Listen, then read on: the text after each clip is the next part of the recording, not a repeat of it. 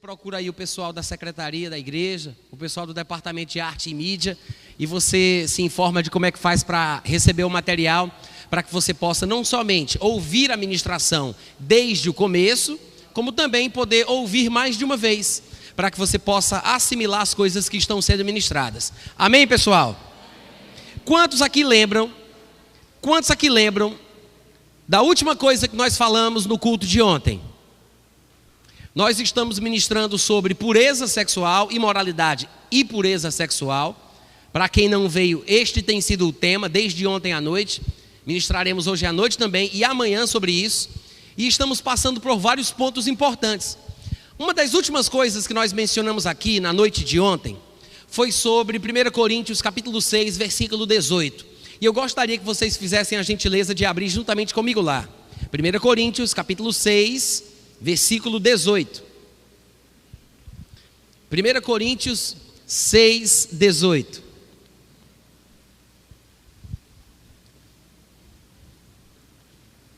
Primeira Coríntios 6, 18.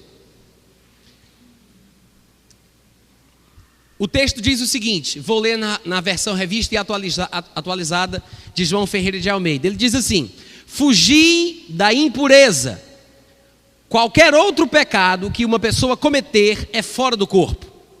Mas aquele que pratica a imoralidade peca contra o próprio corpo. Qualquer outro pecado que uma pessoa cometer é fora do corpo. Mas aquele que pratica a imoralidade peca contra o próprio corpo. Quantos podem dizer amém? O começo do versículo diz mesmo assim: fugi da impureza. Eu queria pedir a vocês, educadamente, que vocês não conversassem, não ficassem chamando a atenção do pessoal que está perto a vocês, porque é muito importante que vocês se concentrem. Se vocês não querem receber, podem ir lá para fora, não precisa nem vir para a igreja. Mas se vocês estão aqui, nem por respeito ao Espírito Santo, mas por educação mesmo, que vocês não fiquem conversando, nem falando uns com os outros, porque atrapalha as pessoas que estão atrás. E me atrapalha também. E pode quebrar a unção. Pode ser? Tá bom? Muito obrigado. Em 1 Coríntios 6, 18, Paulo começa dizendo o seguinte: fugi da impureza. E uma das coisas que eu comentei aqui no culto de ontem foi o seguinte: existem apenas duas coisas a respeito das quais o Novo Testamento ensina o crente a fugir. Nem em relação ao diabo a Bíblia diz que o crente deve fugir. A Bíblia diz que o crente deve resistir a Satanás, e quem foge é ele. Mas há dois assuntos a respeito dos quais o crente não pode pensar, não pode deixar de pensar. E ele diz que é a impureza, a Bíblia diz que é, o Novo Testamento ensina que é a impureza e a idolatria. São as únicas duas coisas a respeito das quais a Bíblia diz que o crente deve fugir. Fugir da avareza, que a Bíblia traz um novo conceito dizendo que a avareza no Novo Testamento é a verdadeira idolatria, e a impureza, a imoralidade sexual. São duas coisas que nós não devemos tentar fazer qualquer outra coisa para vencer. Não vá tentar lutar contra. Faça o que a Bíblia diz. Fuja. Diga amém. É o conselho bíblico. Fuja. Não dê lugar, não dê espaço, não se permita. Jesus chegou a dizer que temos que ter cuidado com aquilo que nós vemos com os nossos olhos, para que isso não contamine a nossa vida, e por meio de um dos membros do nosso corpo, o olho direito, nós acabemos indo parar com o corpo inteiro no inferno. Então, Jesus era muito criterioso falando sobre o cuidado que o homem de Deus e a mulher de Deus devem ter em relação à imoralidade, em relação à impureza. E outras coisas que ele diz aqui em 1 Coríntios 6, 18 interessantes, vem logo em seguida. Ele diz: qualquer outro pecado que o homem cometer é fora do corpo. E nós vimos que existem sim diferenças de pecados para pecados. E eu tirei a ideia errada, que às vezes existem na cabeça de alguns irmãos, de que não há pecadinho e pecadão. E nós vimos ontem à noite que existe sim pecados mais sérios do que outros. Para os que não vieram e não entendem o que a Bíblia diz sobre isso, eu peço desculpa, porque não dá para pregar a Bíblia toda numa noite só. Amém? Eu sei que crente não perde, mas quem não veio ontem deixou de ganhar muita coisa. Amém, irmãos? Mas Paulo ele diz: qualquer outro pecado que o homem comete é fora do corpo. Mas, especificamente, o pecado da imoralidade sexual, a prática do pecado da imoralidade sexual, veja o que ele diz. Quando a pessoa pratica esse pecado, a pessoa peca contra o próprio corpo. Vocês podem repetir? Peca. Mais uma vez, um pouco mais alto. Como é que é? Peca contra. Ele não disse peca com o corpo. Ele não disse peca no corpo. Ele não disse peca por meio do corpo. Ele disse peca contra o corpo. E eu disse para os irmãos que eu acreditava que isto significava pelo menos duas coisas. Nós podemos tirar dois sentidos desta expressão. Pecar contra o próprio corpo pode significar, primeiramente, que nós estamos fazendo algo contra algo que não é nosso. É patrimônio de Deus, pertence a Deus. E nós vimos vários textos que mostram isso. Que o corpo, na verdade, é para o Senhor e o Senhor é para o corpo. Que o nosso corpo hoje é morada, templo, santuário do Espírito Santo. E que não somos de nós mesmos. E diz que Deus pagou um preço, comprou o nosso corpo e agora pertence a Deus. Então, quando eu mexo indevidamente com aquilo que é dele, quando eu mexo com aquilo que é de Deus, eu estou pecando contra patrimônio divino. E daqui a pouco, ou talvez amanhã, provavelmente daqui para mais tarde, a gente vai descobrir quais são as implicações deste tipo de comportamento.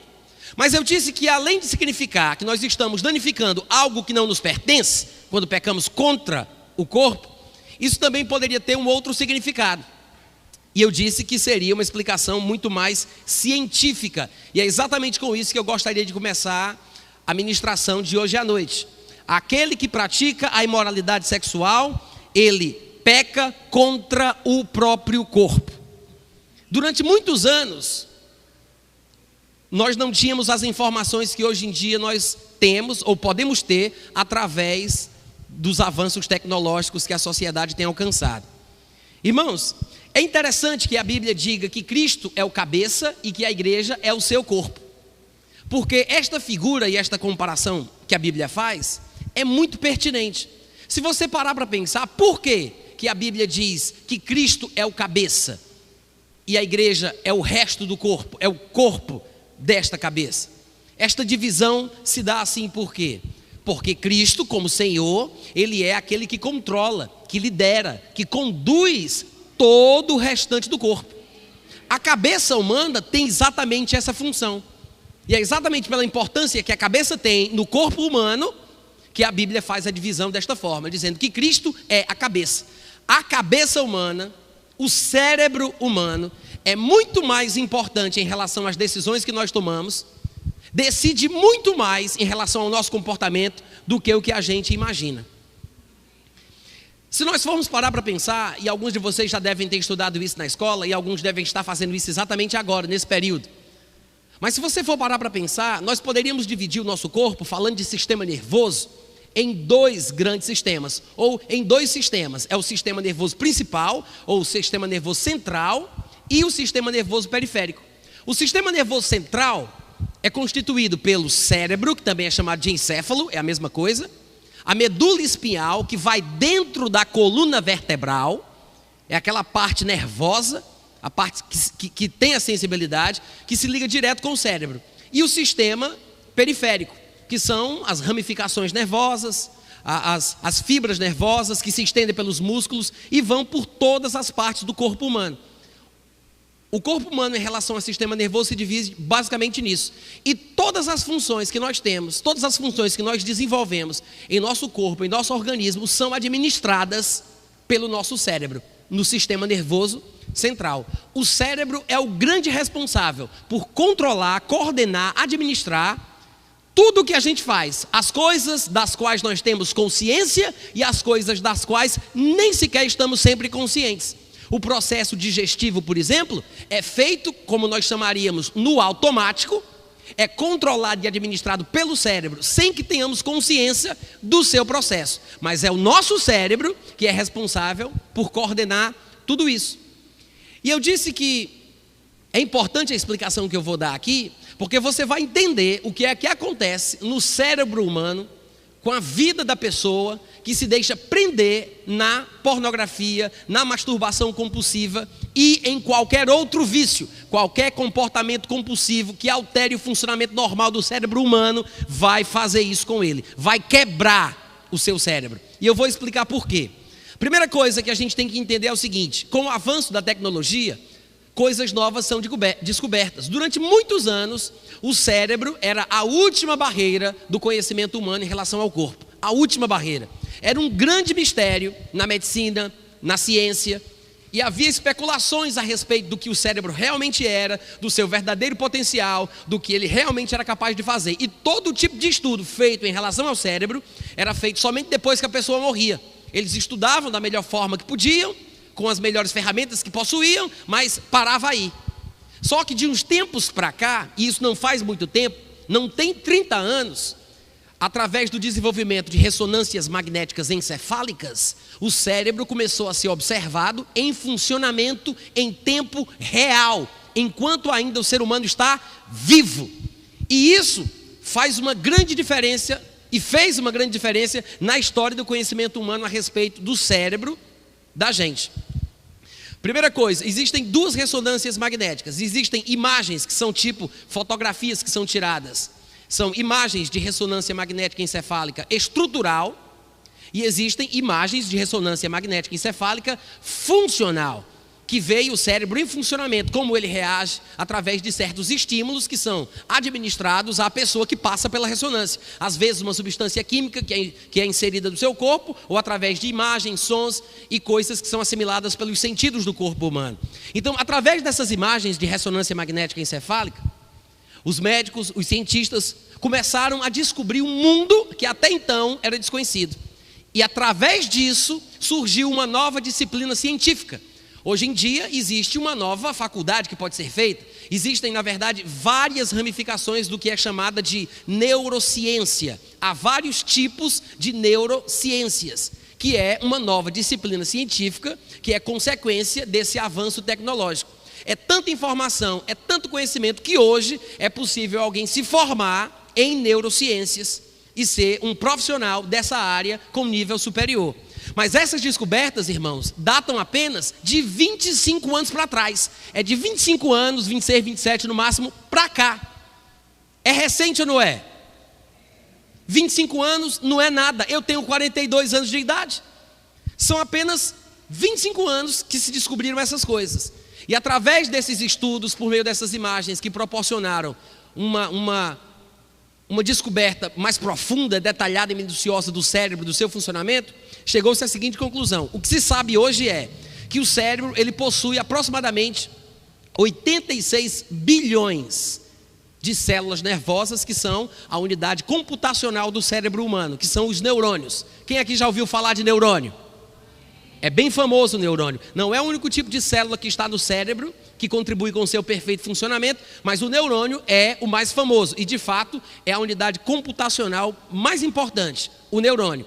Então, falando de neurônios, dizem que nós temos 86, de 86 a 100, eu gosto de arredondar para 100, para deixar a contagem mais precisa, de 86 a 100 bilhões de neurônios dentro do cérebro humano. É muito neurônio. Cada neurônio ele tem um núcleo, que tem umas extensõezinhas que são chamadas de dendritos, assim como os dedos de uma mão, e tem um filamento que se estende como uma cauda, que é chamada de axônio, onde se encontra o terminal axônico, por onde sai as substâncias químicas que vão ser transmitidas como informação para o próximo neurônio. Eu quero que você entenda isso e mais tarde você vai saber por quê.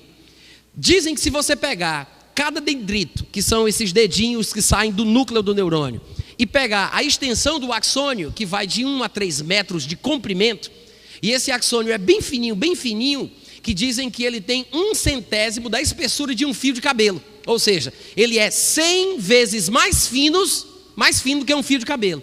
Se pegar todos os axônios dos neurônios que estão no cérebro, com as extensões do núcleo que são os dendritos, dizem que dá um comprimento total de 160 mil quilômetros. E dá para dar 4 voltas ao redor da Terra. É coisa demais. Eu só acredito porque quem está dizendo estudou. Porque se fosse por mim mesmo, eu ia dizer que era mentira. Mas é assim que eles falam. Além disso, outro dado importante e interessante para que a gente observe o potencial e a capacidade do cérebro humano, há quem diga que o cérebro humano, como ele é constituído, parece que ele foi feito para que o ser humano viva mais de 1000 anos. E quando nós conhecemos um pouco mais a Bíblia, dá para a gente perceber que é verdade. Dá para viver inúmeras vidas de 80 anos, com o potencial que o nosso cérebro tem. Cada neurônio pode se conectar com mais 10.000. Ele pode fazer 10.000 conexões com outros neurônios. Cada neurônio é possível se conectar 10.000 vezes. Essas conexões são também chamadas de sinapses. Cada conexão é uma cor, um cheiro, uma palavra, uma lembrança, algo da memória. É alguma coisa que você aprendeu. Se você fizer as contas, os cientistas dizem que um cérebro pode ter até 1 quatrilhão de conexões. 1 quatrilhão de sinapses. É um número tão absurdo que para a gente ter uma noção da grandeza, da capacidade de aprendizagem do cérebro, porque o número de conexões fala sobre a capacidade de aprendizagem, para a gente ter uma noção, basta dizer que na Via Láctea, a nossa galáxia, nós temos 300 bilhões de estrelas. 300 bilhões. Você juntando aí mais 600 bilhões, 700 bilhões, 900 bilhões, aí vai dar 1 trilhão. Aí 200 trilhões, 300 trilhões, até chegar em 1 quatrilhão. Isso quer dizer o seguinte, que Deus fez o nosso cérebro com uma capacidade de ter mais conexões do que o número de estrelas que tem a Via Láctea. Não vem dizer para mim que isso não é maravilhoso, não é grandioso e ao mesmo tempo assustador. Porque, irmãos, uma ferramenta poderosa dessa para o bem é fantástico. Mas uma ferramenta dessa para o mal, a desgraça em pessoa. Alô? Você já pensou o que é quebrar o funcionamento sadio do cérebro humano? A parte do nosso organismo que controla o nosso ser, a nossa vida, estando nós conscientes ou não, é exatamente sobre isso que eu estou falando hoje à noite. Sobre o problema que a pornografia, a imoralidade, o comportamento compulsível, por causa do desejo sexual, o que pode causar no cérebro humano. Diga, vixe! Eu preciso explicar mais uma coisinha interessante para vocês. Cada neurônio, ele se conecta a outros neurônios para que ele possa transmitir uma informação. Só que isso funciona numa velocidade muito rápida. Mas esse terminal axônico, ele se junta a um dendrito de um próximo neurônio. E existem várias conexões, que é formada uma grande malha cerebral, né? Que é chamada também de a massa cinzenta, é a parte pensante do nosso cérebro. Essas conexões, que são chamadas de sinapses, elas são coordenadas através de pulsos elétricos e substâncias químicas. Para quem não sabe, pasme você, o nosso cérebro é basicamente movido por uma mistura explosiva de substâncias químicas e pulsos elétricos. Um pulso elétrico é enviado a partir de um determinado estímulo, e aquele pulso elétrico corre aquele neurônio, quando chega no terminal axônico, que é no finalzinho dele, ele transfere aquela informação, e na pontinha sai a substância química específica relacionada àquele pulso elétrico, àquele estímulo, e aquela substância química, que existem várias, daqui a pouco vou falar sobre isso, essa substância química é expelida no terminal axônico, e o próximo neurônio assimila aquela substância química, interpreta qual é o sinal, produz outro pulso elétrico que, por sua vez, leva para o seu terminal axônico. E isso acontece rapidamente. Só que de neurônio em neurônio, vai formando o que é chamado pelos cientistas de circuito neural. É uma ligação. Estas substâncias químicas são formadas no nosso cérebro, e elas são responsáveis pelas sensações, pelos sentimentos, pelas emoções que nós temos em nossa vida. Obviamente, eu estou falando da parte material. Nós, que somos evangélicos, conhecemos um pouco mais da natureza humana, do gênero humano, e sabemos que somos um espírito, possuímos uma alma e habitamos dentro de um corpo. Existem aspectos da emoção que são não materiais. Mas se vamos falar sobre os aspectos físicos, nós temos que entender que existem substâncias químicas que determinam o nosso estado emocional. Se você, por exemplo, for conversar com alguém da área da saúde e perguntar o que é a depressão, ele vai dizer que é um desbalanceamento de uma substância química chamada serotonina. A serotonina é também um neurotransmissor, que são estas substâncias químicas sobre as quais nós estamos falando, que passam rapidamente em nossos circuitos neurais. Quantos estão me acompanhando até aqui? Natan, por que você está falando esses nomes difíceis? Não fui eu que inventei não, viu gente? Não fui eu que inventei esses nomes não, foram os outros lá. Se fosse para eu dar o nome, eu dizia Flo 1, Flo 2, Beco 1, Beco 2. Não fui eu. Então, eu estou dizendo esses nomes para que você, ao ouvir, depois que você for ouvir essa ministração, e você quiser pesquisar na internet, você vai saber onde encontrar a informação que você precisa.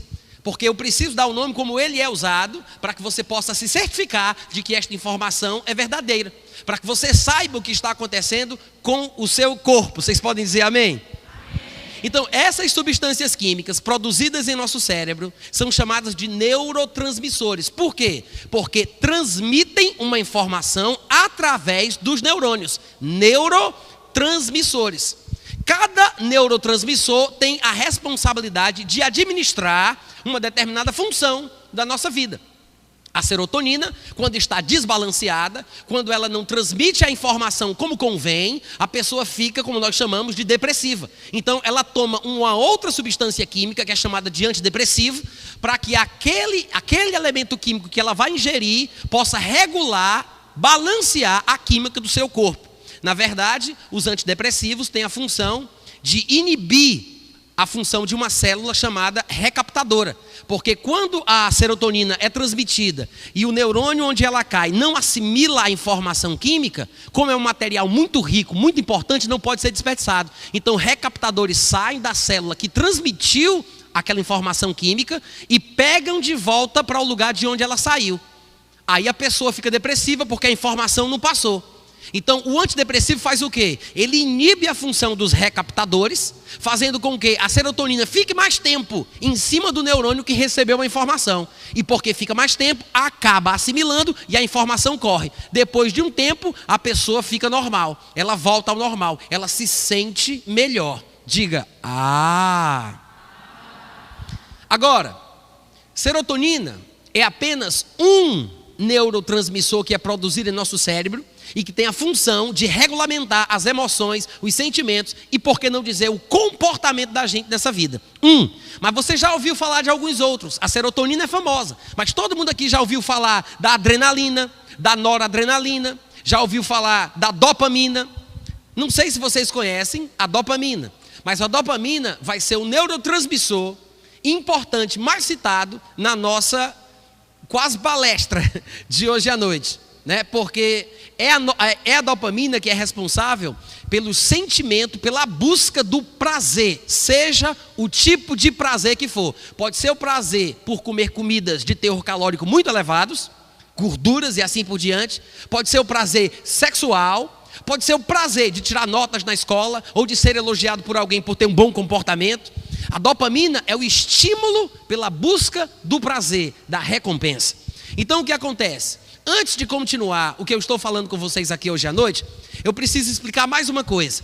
Existem dois aspectos principais do nosso cérebro que é importante que a gente entenda. Existe um lado do nosso cérebro que é chamado pelos cientistas e pelos médicos, pelos profissionais da saúde, de cérebro primitivo. Vocês podem repetir?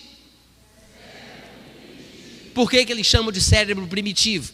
Porque eles falam que é um cérebro que não foi, a parte do cérebro que não evoluiu, que ele vem dos nossos primórdios, da evolução humana, desde o homem primitivo. O que eles querem dizer, na verdade, é que é nesta parte do nosso cérebro que se encontram os nossos instintos. Os instintos, que é uma coisa que a gente não raciocina muito para usar. Ele simplesmente flui instintivamente. É a parte animalesca do ser humano, a parte animal, a parte bem primitiva. Então existe uma parte do nosso cérebro que é primitiva, é instintiva, e os médicos, os cientistas chamam de cérebro primitivo. E existe uma parte que é racional, inteligente, pensante, que é a parte que nós mais conhecemos. Quando nós olhamos desenhos, figuras do cérebro, o que é que a gente costuma ver? Aquele desenho daquele negócio enrugado que parece uma noz. Isso é o quê? É castanha? É o quê? É uma espécie de semente. Sabe aquele desenho do cérebro todo enrugado? Aquilo é o que a gente conhece. Essa parte do cérebro, a parte enrugada, que é a que a gente mais vê, que a gente mais encontra por aí nas ilustrações e nos desenhos, essa parte é a parte que raciocina, a parte pensante, a parte que administra. Essa parte é chamada de córtex, que é uma palavra em latim, que em português significa casca. É chamada assim porque o córtex, ele é na verdade um negocinho bem fininho, que tem mais ou menos 4 milímetros, mas é exatamente nessa parte, que é toda enrugadinha, porque se ela fosse aberta e esticada, ela daria numa mesa de jantar enorme. Então ela é toda enrugada para caber dentro da caixa craniana. Mas é a parte responsável por administrar todo o corpo humano, inclusive a parte do cérebro que é instintiva, porque ela envolve a parte instintiva. E a ciência já descobriu ao longo dos anos que é exatamente nesse córtex, nessa casca, que estão as funções diversas que nós temos em nossa vida humana. A parte do raciocínio, a parte da visão. Existe uma parte aqui no córtex, nessa casca, no cérebro, que é responsável por olhar, por ver, enxergar, administrar, interpretar aquilo que está sendo visto. Outra parte é responsável por ouvir, por falar idiomas, por ler, por escrever e assim por diante. Cada parte, cada área do córtex cerebral, essa casca externa que a gente mais conhece, que é a parte enrugada, é responsável por uma função com a qual a gente lida todo dia. E existe uma parte em particular que eu queria que vocês aprendessem. É essa parte aqui da frente, ó, onde se encontra a testa, a fronte, né? Essa parte aqui é chamada de córtex pré-frontal. Vocês podem repetir essa palavrinha tão estranha? Córtex pré-frontal. É assim que eles chamam. Essa parte aqui, essa parte é uma das partes mais importantes do nosso cérebro. Por quê? Porque ela é a parte do cérebro, do córtex, responsável por analisar, julgar, decidir, saber o que é mais importante para mim, o que é que me faz mal, que decisão eu vou tomar, o que eu vou escolher. É exatamente nesse lugar onde se encontra o poder do julgamento, da análise e da decisão. Lá na parte do cérebro que é instintivo, se encontra um sistema chamado de sistema límbico, que eu estou dizendo os nomes apenas para deixar registrado na gravação.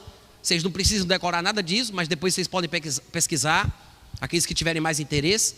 E dentro do sistema límbico tem um lugar chamado centro de recompensa, ou também chamado de circuito do prazer. Isso tudo no centro, no cérebro instintivo, no cérebro primitivo. A dopamina, que eu falei para vocês, que é o neurotransmissor responsável pela busca do prazer, que inclui o prazer sexual, é produzido na parte instintiva. Existem 3 lugares principais onde a dopamina é produzida. Eles são chamados de núcleo accumbens, área tegmental ventral e na substância negra. Uma vez que ela é produzida, ela corre um circuito neural, que também é chamado de circuito dopaminérgico, porque é por onde a dopamina faz o seu percurso dentro do cérebro, que é responsável por nos motivar a buscarmos coisas na vida. Buscar comida, buscar o sexo, buscar alcançar certos objetivos na vida. A dopamina nos motiva a alcançar um prazer, seja esse prazer em que área for. Quantos estão entendendo até aqui? Irmãos, agora eu quero fazer um comentário bíblico. Em Gálatas capítulo 5, está escrito que existem inúmeras obras da carne, que nós sabemos serem pecado. Toda obra da carne, pode tirar isso daí, tá? Para o pessoal não ficar prestando atenção lá. Tirar isso daqui, viu, Jessé? Então o que acontece? Toda obra da carne é chamada de pecado. Tudo que está ali é pecado. Só que se você parar para pensar bem, todas as obras da carne que são pecados, são na verdade distorções ou exageros de coisas autênticas que Deus criou. Para pensar. Ele fala sobre os prazeres da mesa, bebedice, glutonaria. Ele fala de prazeres sexuais, fornicação, imoralidade, impureza. E ele fala sobre os prazeres da vida social, porque somos seres sociais e precisamos viver uns com os outros. Precisamos de aceitação e de aceitar os outros, amar e sermos amados. Então, tudo que está citado ali é distorção de coisas que Deus fez no ser humano. Tudo que está ali é distorção do que Deus criou. O sexo foi Deus que criou, mas a perversão sexual, a imoralidade, a fornicação, a impureza não é da vontade de Deus. A necessidade de comer, o desejo de comer, foi Deus quem deu. Mas a glutonaria e a bebedice também não é da vontade de Deus, não são expressões divinas. Da mesma forma, a vida em sociedade é uma coisa que Deus fez. O homem é um ser social porque Deus quis que fosse assim. Mas contendas, invejas, divisões, facções, essas coisas não são de Deus. Mas todas as obras da carne são distorções ou desequilíbrios de coisas que Deus nos deu. Sabe o que significa isso? Que tudo o que você levar ao extremo vai te prejudicar. Amém, irmãos? Até o que Deus fez, até o que Deus criou, até os prazeres da vida que Deus nos deu, se forem levados ao extremo, vão nos prejudicar. Irmãos, a vida cristã é uma vida de equilíbrio. Nós não vivemos em função do prazer. E eu vou explicar já porque eu estou falando isso em relação a tudo que eu disse sobre o cérebro. A vida cristã, nós não vivemos em função do prazer. O prazer sexual é uma coisa divina, mas se nós buscarmos o prazer antes de qualquer outra coisa, nós estaremos danificando o equilíbrio da vida que Deus queria que nós tivéssemos. O problema está exatamente aí. Quando nós começamos a buscar mais o prazer do que qualquer outra coisa, nós começamos a desbalancear o funcionamento normal que Deus intencionava para a gente. Quando uma pessoa, por exemplo, começa a se estimular através de uma revista pornográfica, através de vídeos pornôs na internet, ou através de intenções impuras, como Jesus Cristo advertiu em Mateus capítulo 5, do versículo 27 ao 30, a pessoa começa a fantasiar. Jesus disse, se alguém olhar para uma mulher com intenção impura, no coração já adulterou. Mas de repente a pessoa faz isso, ela não liga para o que Jesus disse, ela gostou daquilo que fez, daquilo que sentiu, começa a ter a prática da masturbação, se desenvolve naquilo e cada vez mais pratica mais. Sabe o que vai acontecer?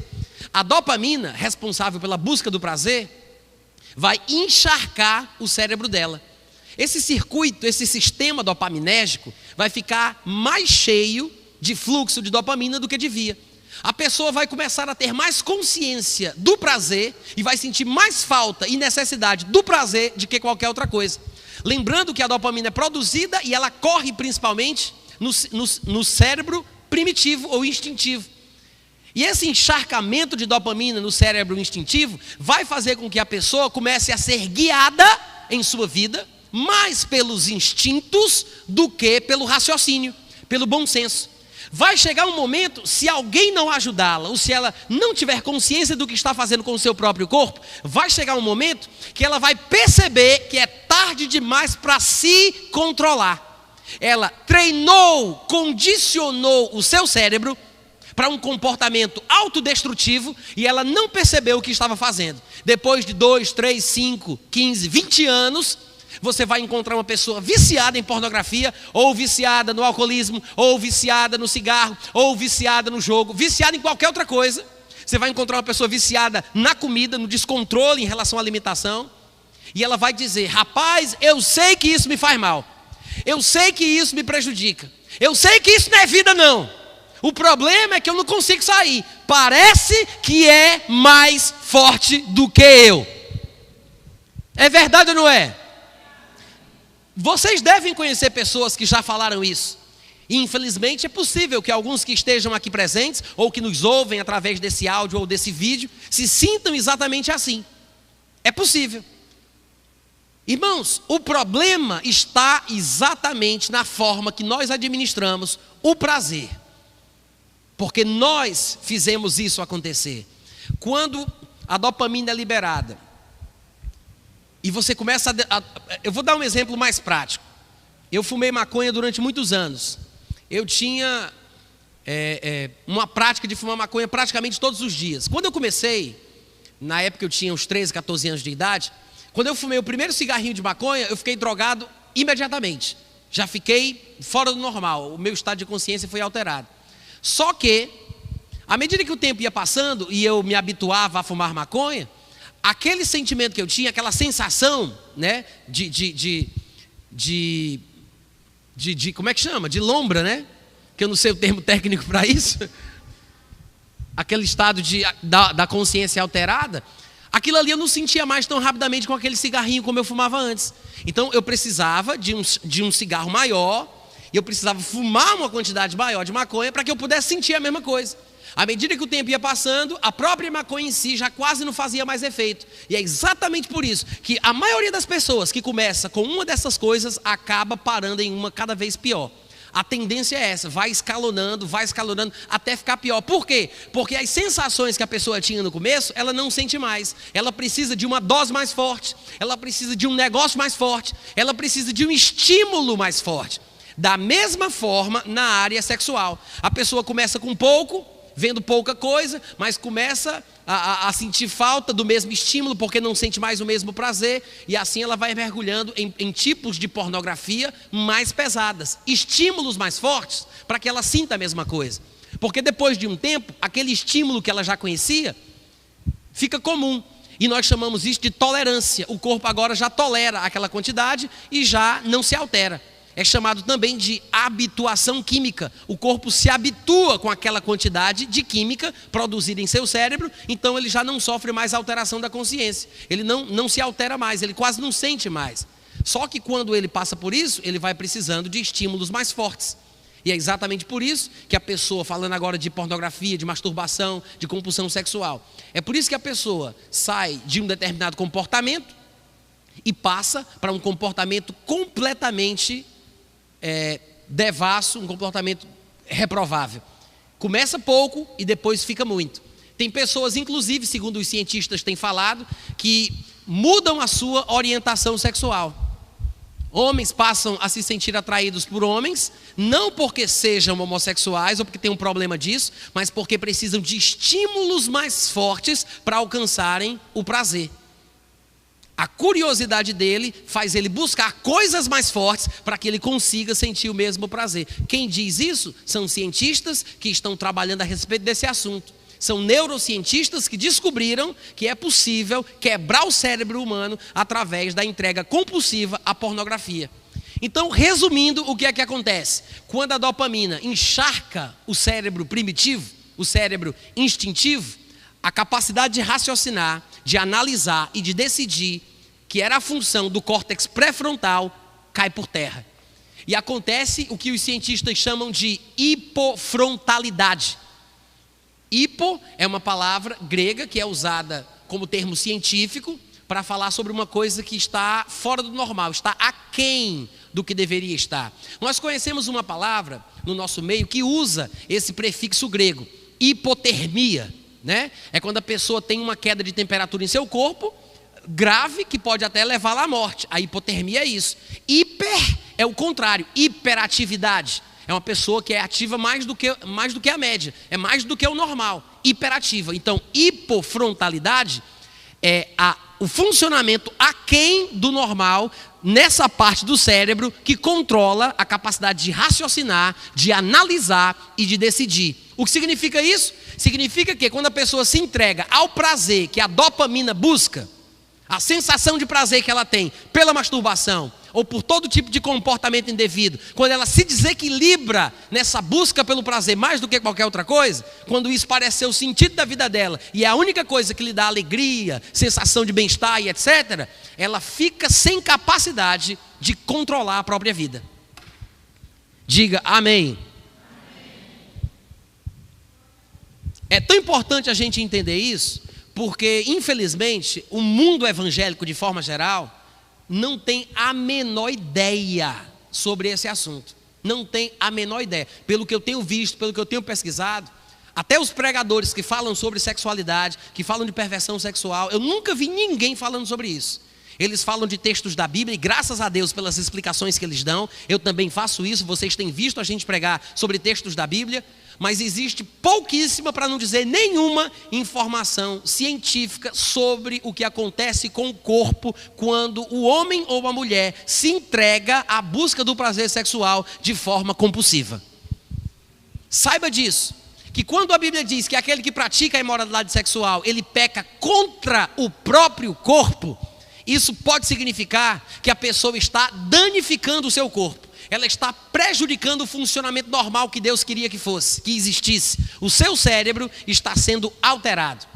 Existe uma sociedade americana que trabalha contra o vício, chamada ASAM, A-S-A-M, significa American Society of Addiction Medicine. Tem um site na internet, asam.org. É uma instituição muito competente, bastante reconhecida no meio científico e do pessoal da área de saúde. E recentemente, no dia 19 de abril de 2011, lembrando que nós estamos passando ainda para 2015, recentemente, depois de 5 anos de estudos com 80 profissionais, cientistas e médicos, depois de 5 anos de estudo, com dados laboratoriais precisos, eles fizeram uma declaração pública que chocou o mundo médico. Está lá no site, se você entrar lá, asam.org, é todo em inglês, mas você pode fazer uma tradução na internet aí pelo Google ou coisa parecida. Mas eles declararam que o vício não é o que as pessoas pensavam que era. O mundo científico não sabe, não entende o que realmente é o vício. Nós estamos falando aqui de vício no sentido patológico.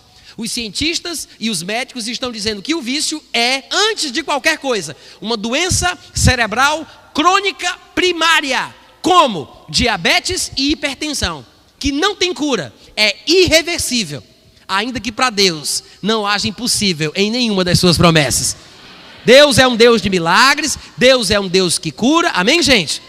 Mas o vício é isso. Eu sei que algumas pessoas poderiam pensar assim, mas Natan, eu acho que eu sou viciado em masturbação, eu acho que eu sou viciado em pornografia. Talvez você pense que é viciado pelas coisas que você está ouvindo, mas o vício só pode ser diagnosticado através de uma ressonância magnética encefálica funcional. Você pode ter características de uma pessoa que se dirige ao estado do vício. Você pode estar caminhando para o vício, você pode estar indo para lá, mas talvez não seja. Se você consegue passar um mês inteiro sem se masturbar, sem ver pornografia, você não está viciado. E a única coisa que traz a informação precisa, científica, de que você realmente é viciado no sentido patológico, que é doente mesmo, é a identificação da presença de uma molécula proteica chamada delta-FOS-B, que é produzida pela overdose de dopamina no cérebro instintivo. Somente depois que a dopamina encharca o cérebro, ela produz uma molécula proteica chamada delta-FOS-B.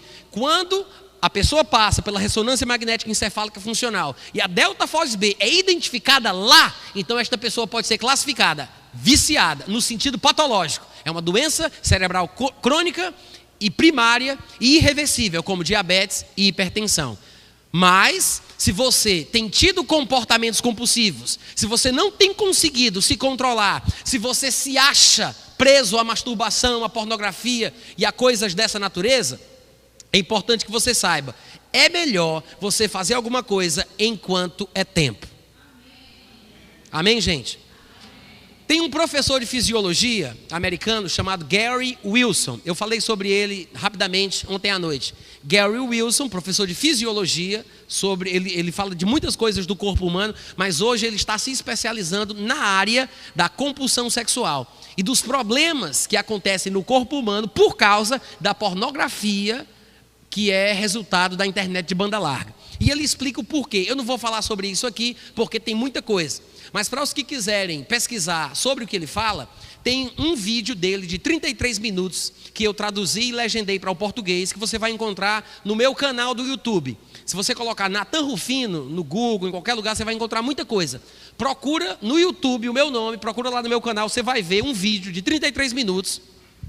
E o nome do vídeo é O Cérebro Adolescente se encontra com a pornografia de banda larga, com a pornografia da internet de banda larga. É uma coisa mais ou menos assim. Nesse vídeo de 33 minutos, o professor Gary Wilson, ele faz uma explicação detalhada do que acontece no cérebro e como o cérebro é quebrado e como o vício se estabelece, controlando toda a vida da pessoa. E tem problemas gravíssimos, e entre eles, que vem depois, tem déficit de atenção, tem depressão, tem toque, tem disfunção erétil e muitas outras coisas.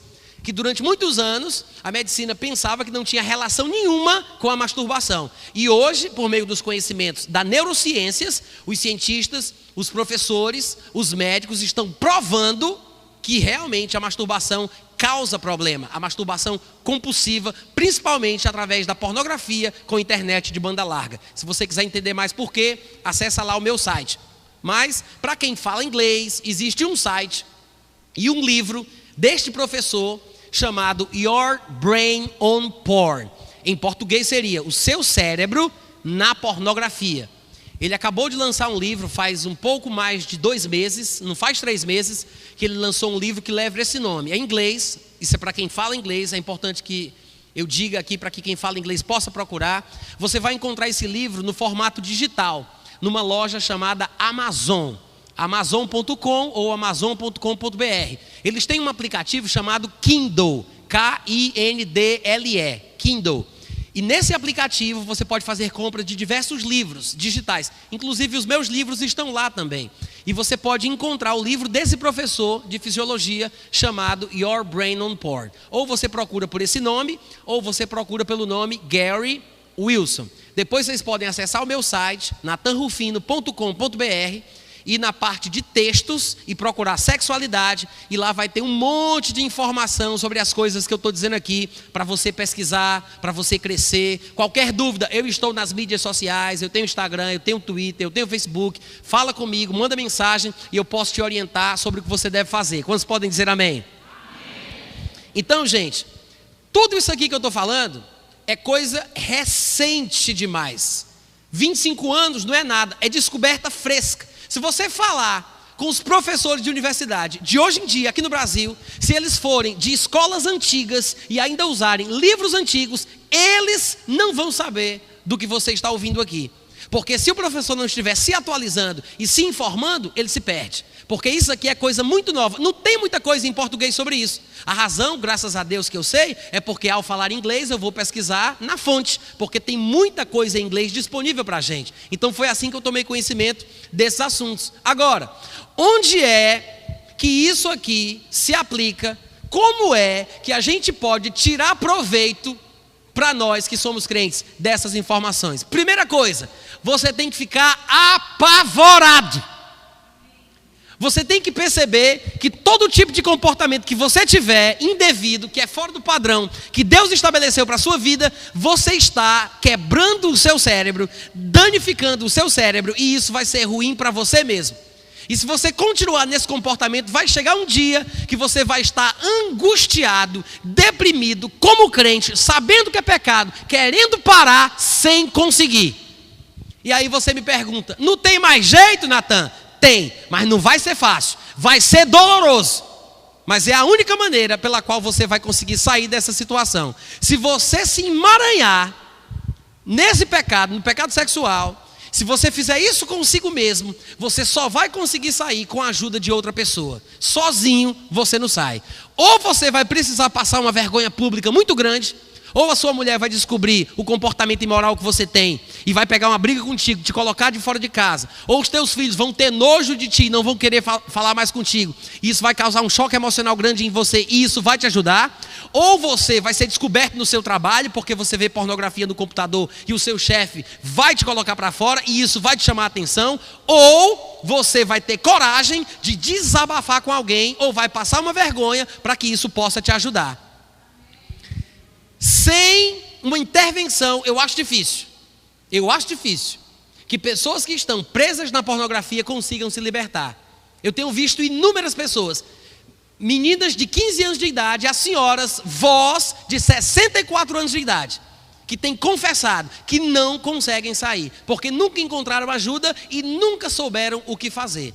E eu vou lhe dar aqui sugestões de como você se libertar ou de como você ajudar quem acha que está preso. Quantos podem dizer amém? Amém? Alguém pode dizer, como é, Natan, que faz? Vou lhe dizer agora. Faça a pessoa passar uma vergonha grande. Ouviu o que eu falei? Faça a pessoa passar uma vergonha grande. Repete comigo. Exatamente isso aí. Você não pode alisar com pessoas que estão com problemas que parecem de vício. Não pode alisar.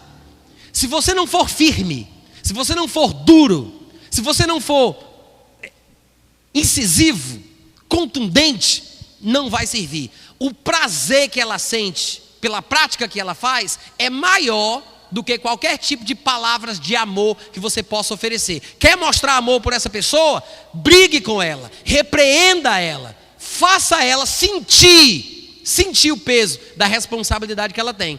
Alguém poderia dizer assim: e isso é bíblico? Só é. O problema é que a gente não sabe o que a Bíblia diz a respeito disso. Por isso eu queria que você conferisse comigo, inicialmente, 3 textos no Novo Testamento que falam da bênção da repreensão, a importância que a repreensão tem na correção de pessoas que estão vivendo em pecado.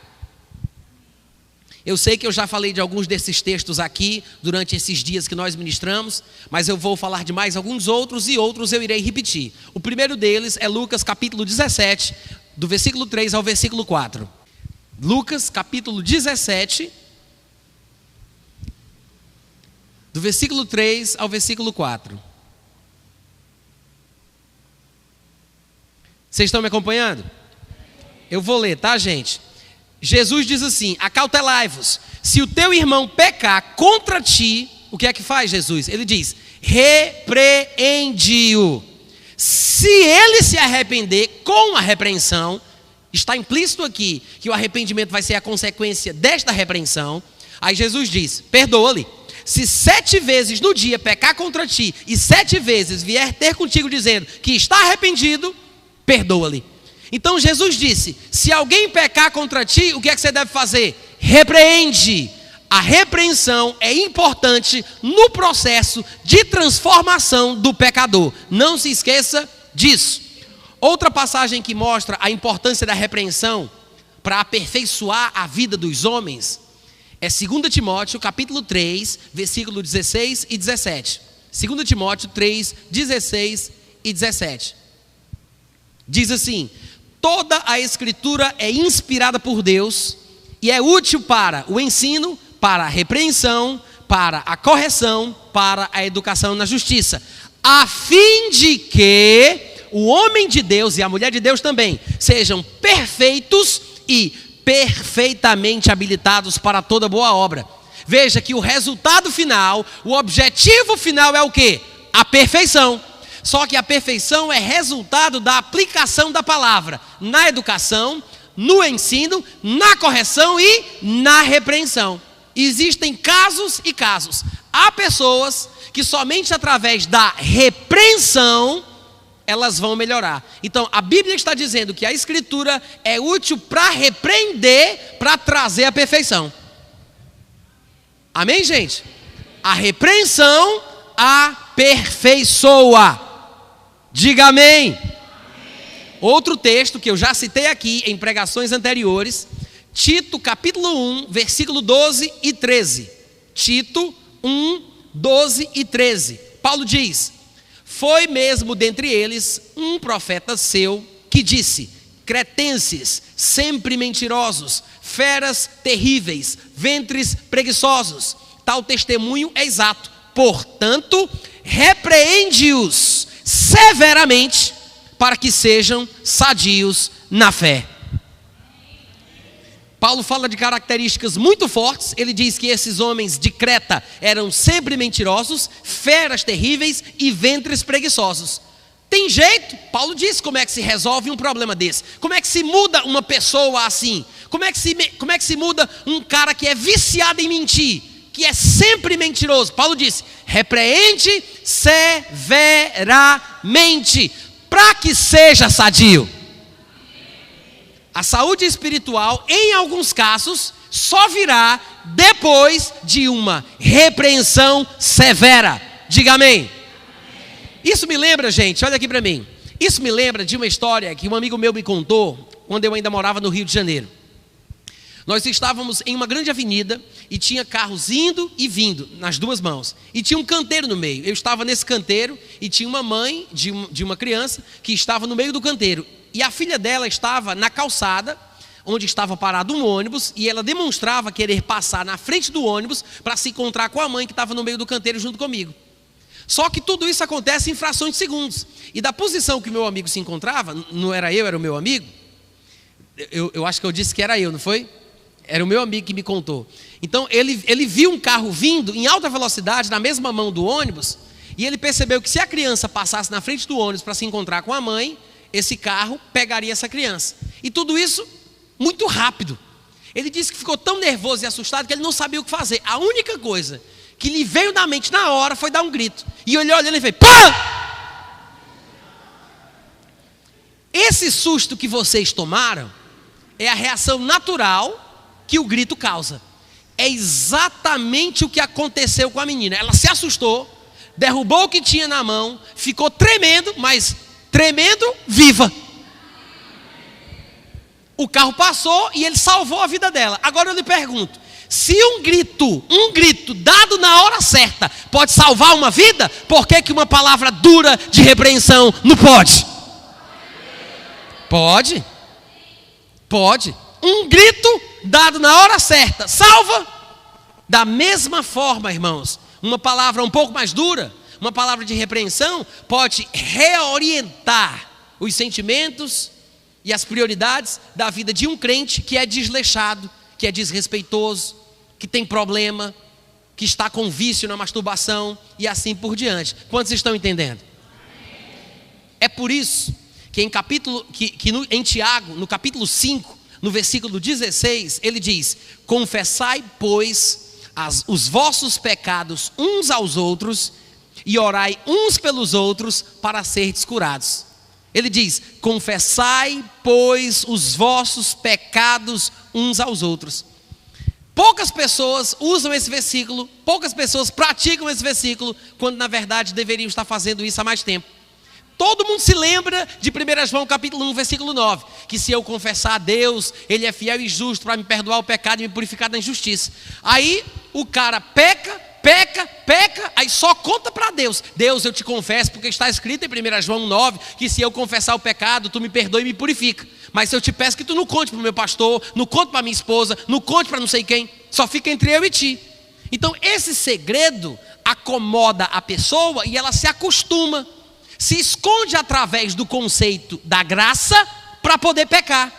E não percebe que nós temos versículos que são ferramentas para cada ocasião. Eu não posso usar 1 João 9 quando eu deveria usar Tiago 5,16. Há momentos em que confessar para Deus não é suficiente. Eu preciso confessar para outra pessoa. Por quê? Porque essa relação vai me dar uma sensação de vergonha. Eu não vou me sentir bem de me expor, de mostrar o meu erro, mostrar a minha falha, de dar a cara a tapa, mas é essa sensação de vergonha, de culpa e de responsabilidade que vai ser a mola propulsora para eu mudar a minha vida. É isso que eu preciso, é isso que talvez esteja faltando. Eu peco e escondo, eu peco e escondo, eu peco e escondo. Esconder o pecado é lutar e planejar contra mim mesmo. Vocês estão ouvindo, gente? É por isso que é importante a vergonha, o confronto, a repreensão. É preciso que tenhamos amigos que nos amam a ponto de falarem a verdade para nós, para os quais nós possamos nos abrir, falar dos nossos erros e eles digam: olha, eu te amo, isso é errado, você está indo num caminho perigoso, é realmente um pecado mortal e você precisa mudar a sua vida. Vamos orar, vamos buscar forças em Deus, mas desse jeito você não pode continuar. Precisamos disso. E nós que estamos na frente, na liderança, pessoas que têm oportunidade de ajudar os outros, que têm um pouco mais de maturidade, um pouco mais de conhecimento da Bíblia, podem e devem causar esta mudança nos outros. Eu sei que pregação, assim como vocês estão ouvindo, que é chocante, que é forte, ela também surte efeito. Pode ser uma relação mais pública, porque não estamos na intimidade de uma conversa particular. Mas quando você está fazendo alguma coisa errada, palavras como essa, por mais que ninguém saiba, te incomodam de uma forma tal que você pensa que todo mundo sabe que eu estou falando com você. Essa sensação, esse mal-estar, essa sensação de culpa, essa vergonha, pode ser o que você precisava para tomar uma decisão de qualidade para mudar a tua vida. Há passagens que mostram isso. E eu quero que você abra comigo em 2 Tessalonicenses capítulo 3, para que você observe claramente o que Paulo diz lá. 2 Tessalonicenses capítulo 3. 2 Tessalonicenses capítulo 3. Todo mundo encontrou?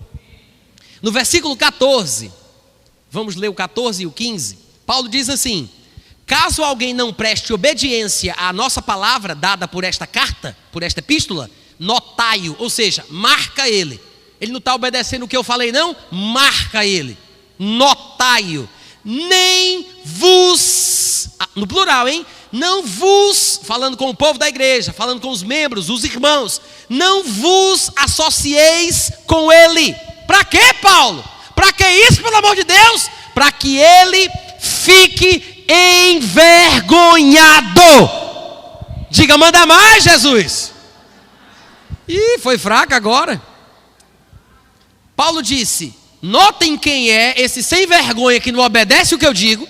Olha o que Paulo está dizendo. Notem quem é e vocês combinem de não falar com ele. Não se associem, não se misturem com ele. Alguém pode pensar que isso é muito forte, mas irmãos, pessoas que nós amamos, que estão num caminho perigoso, precisam às vezes de tratamento de choque. Alô? E no versículo 15 ele acrescenta: todavia não o considereis por inimigo. Ou seja, vocês não vão fazer isso sentindo que ele é inimigo de vocês, pensando que ele é inimigo, considerando ele como inimigo. Não tem nada a ver, é muito pelo contrário. Ele é um irmão, é uma advertência de irmão.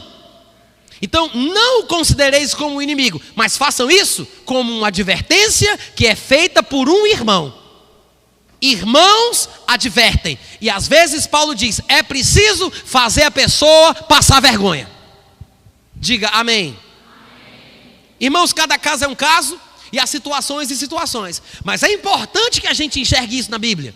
É importante, porque se eu não sei como é que as coisas funcionam, se eu não sei que esse choque é importante para causar uma emoção forte, para que ele possa reiniciar o seu cérebro, resetar o seu cérebro, se eu não sei que isso é importante para que produza uma mudança, eu não vou ter coragem de tratar mais duro, mais forte, eu não vou ser incisivo, não vou repreender, porque vou achar que não é expressão da natureza de Deus.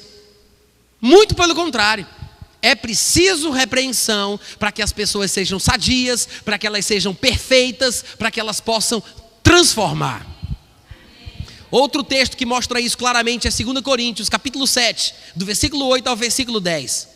Paulo diz assim: ainda que eu tenha contristado vocês, entristecido vocês com a carta que eu vos escrevi, ele diz, eu não me arrependo disso. Olha o que Paulo falou: eu entristeci vocês por causa de uma carta que eu escrevi. E ele diz, não me arrependo disso, embora eu até já tenha me arrependido com aquela carta que vos entristeceu por breve tempo. Agora, versículo 9, eu me alegro não porque vocês foram entristecidos, mas porque vocês foram entristecidos para arrependimento, pois fostes entristecidos segundo Deus, para que de nossa parte nenhum dano sofresseis, porque a tristeza que vem de Deus, a tristeza segundo Deus, a tristeza que vem de Deus produz arrependimento para a salvação, e disso ninguém se arrepende. Existe uma tristeza que vem do mundo que produz morte, e o problema é que tem muito crente que nem sabe que tem tristezas que são de Deus. Tem muito crente metido a besta que pensa que crente não pode ficar triste, que crente é para ser sempre alegre, que é para sempre se alegrar, mas não é verdade. A Bíblia ensina que existem situações na vida do crente que ele precisa se entristecer, se afligir, lamentar e chorar. E se ele não fizer isso, se ele estiver vivendo em pecado, isso é muito ruim. Então Paulo disse: eu escrevi uma carta muito dura, eu sei que a carta entristeceu vocês, mas eu não me arrependo, porque essa tristeza que vocês sentiram foi causada pelo próprio Deus. Porque a tristeza de Deus produz arrependimento. Amém, gente? Sabe o que significa isso?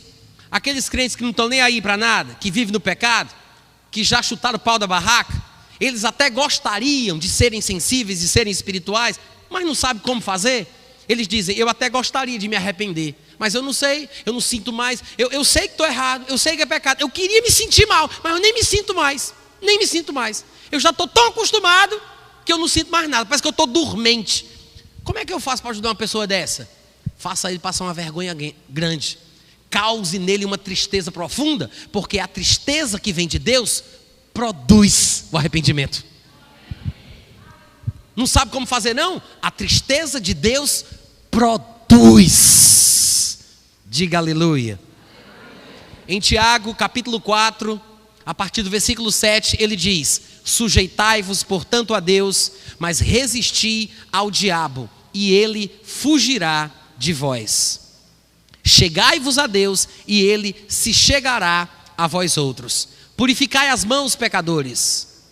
E vós que sois de ânimo dobre, dupla alma, vontade dupla, ele diz: limpai o coração. E depois ele aconselha no versículo 9: afligi-vos, lamentai e chorai.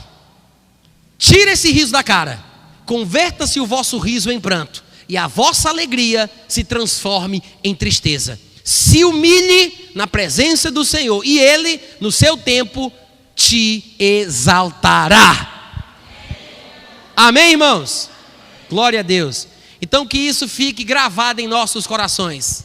É preciso tristeza em alguns momentos, é preciso aflição, lamento, choro. O arrependimento é essencial na transformação da vida do crente. E muitas vezes esse arrependimento só é produzido com a ajuda de uma outra pessoa, ou de uma situação vergonhosa pela qual ela passe por causa do seu próprio pecado. Quantos podem dizer amém? Glória a Deus. Você pode ficar em pé nesse momento? Glória a Deus. Vamos orar. Pai, te agradecemos pela tua palavra. Muito obrigado pela tua graça ministrada a nós. Te louvamos pelo privilégio de ouvir a tua palavra, receber a tua instrução, ganhar conhecimento pela inspiração do teu Santo Espírito. Te pedimos, Deus, que tu nos fortaleça em nosso interior, que nós possamos avançar com esta verdade, não somente para o nosso próprio bem, mas para o bem das pessoas com quem nós convivemos. Que possamos inspirar, ensinar, educar, repreender, aperfeiçoar homens e mulheres que são chamados para cumprirem a tua obra, o teu plano, em nome de Jesus. Eu quero que você diga: eu creio que esta palavra traz luz, dá entendimento. Recebi a palavra, recebi a luz, vou vivê-la. Em nome de Jesus. Amém. Pode sentar. Graças a Deus.